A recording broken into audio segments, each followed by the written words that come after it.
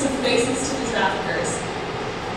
This guy on the left, he's wearing the cliche pimp outfit. I've actually seen a guy at a very fancy rooftop terrace bar in DC wearing that exact outfit. He showed up to recruit, and it's very glamorous, right? We laugh because it's funny and it's cheesy and it's MTV, but this is the real deal. They wear it all the time. Sometimes that guy on the right, MS-13, was prosecuted in Virginia last year. This lady on the bottom was a grandmother who trafficked her granddaughter for drugs.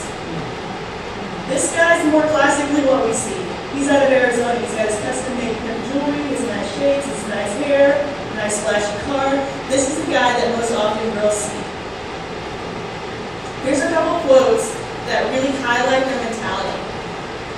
This is from interviews with ex-pimps. There's a report out in Chicago, also available online. Any player can tell you when a girl has a little bit of desperation, and you know she needs attention or love. It's something you start to have a sixth sense about, because they're that good.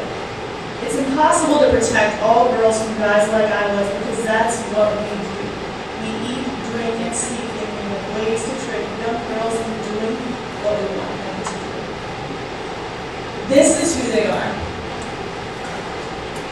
This is a form of control, one of the things that they do, constant manipulation and torture. They will invest sometimes months in girls building that relationship of trust and love, approaching them as a boyfriend, fulfilling whatever the girl needs. When we talk about vulnerabilities, and they're looking for that, they're looking, you don't have a dad, like, you know, I'm there for you, I'm your support system. They do so well at isolating this girl from everyone else in her life that can provide support and love, right?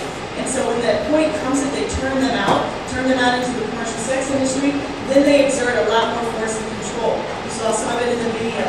Well, this is an example of what we call branding, which is where they tattoo their victims.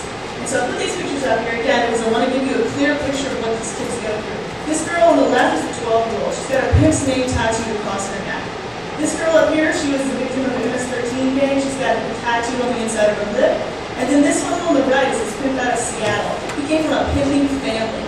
His mom named all of her sons with pimp names. His name was Sean